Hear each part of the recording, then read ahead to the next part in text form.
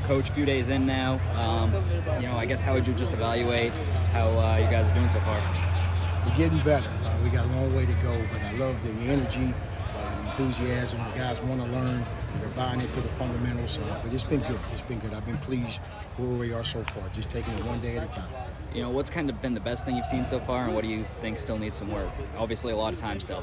Yeah, a lot of time. Best thing, energy, the effort, that piece of it. The guys are willing and wanting to learn, and you're starting to see the drills and the meeting rooms starting to translate onto the field, and that's encouraging as a coach because we just talk about fundamentals being a great equalizer, and so the time we put in, the time we meet on to see that show up, that's been very encouraging. On top of the effort. Now we got to clean a lot of it up. But the guys are willing and trying to do those things.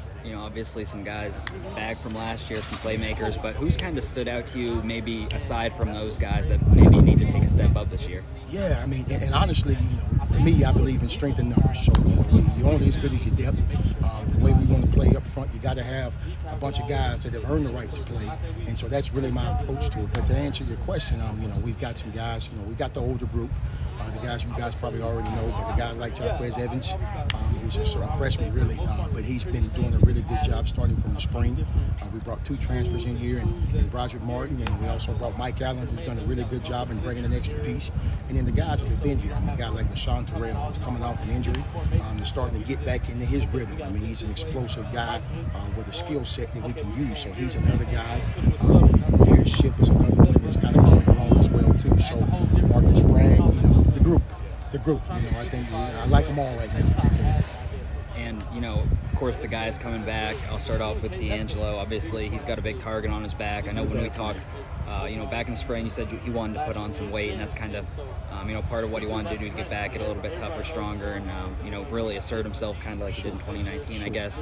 From that point up until the spring, up until this point now, I guess, what have you seen from him that's kind of been the most promising? Pro mindset, just a pro mentality. We talk about in the room, and for him specifically, he's done that. He's going about it from just the meeting time, from the preparation time, the body in terms of injury prevention, in terms of his weight, his nutrition. So he just got a pro mindset, and so that's the thing that I've seen the most.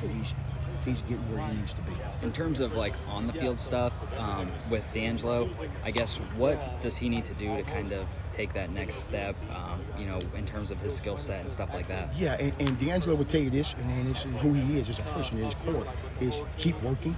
Okay, as talented as he is, he's got things he's got to continue to work on. And you mentioned it earlier that offenses or opposing teams are going to try to combat the things that he does very well. So a lot of our conversation are watching what he did against other opponents and how they're going to give him certain schemes to neutralize what he does well. So for him, it's that next level in terms of how he approaches the tape, what are people going to do to take away, and what are we going to do, me as a coach providing him them tools and then him executing them, what is he going to do now to have that 2019 year again. So his approach, our conversation, and even at practice, there's certain periods he's not in, but he's out working on stuff that he may see week 3, week 4, and things that he needs to work on. So I like where he's at, and that's really kind of been our conversation, the next step.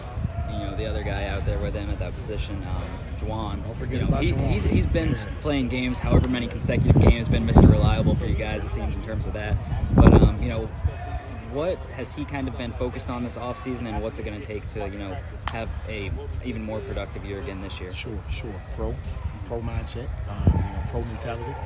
And Juwan, he's another one of those guys that have been here, and the previous coaches really had those guys and prepared those guys well. But just the next step for Juwan is he's very cerebral.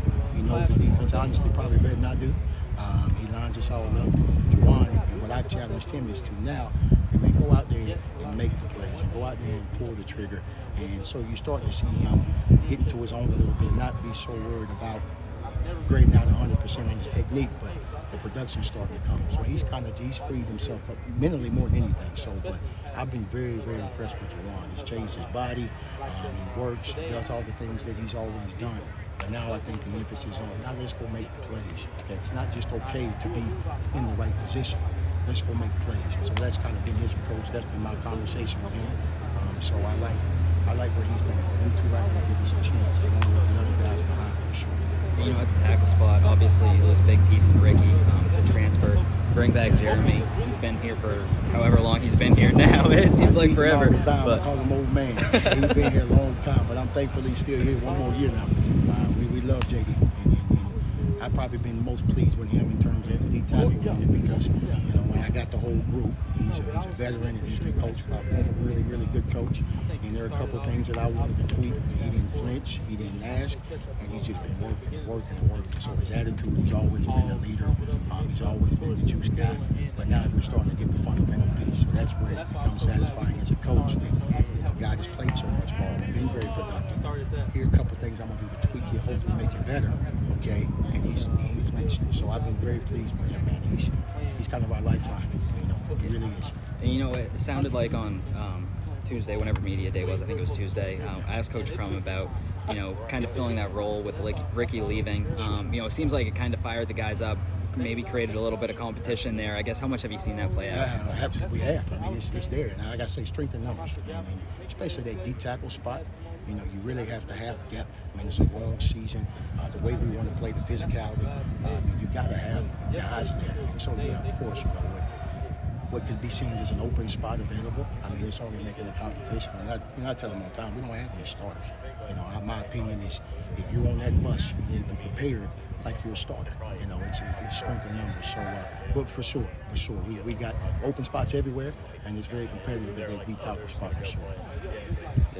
Anything else you want to add about any of the guys you have or the way things are going so far? I'm glad to be out here. I really thank the administration, thank the university, really our trainers, everybody, staff, equipment. I mean, it's like everywhere in the country. It's been up and down. You never really know what's going on, but just thankful to be out here, to coach ball, and really look forward to playing the season with stands and the fans. And so I'm just excited to be back and appreciate you guys.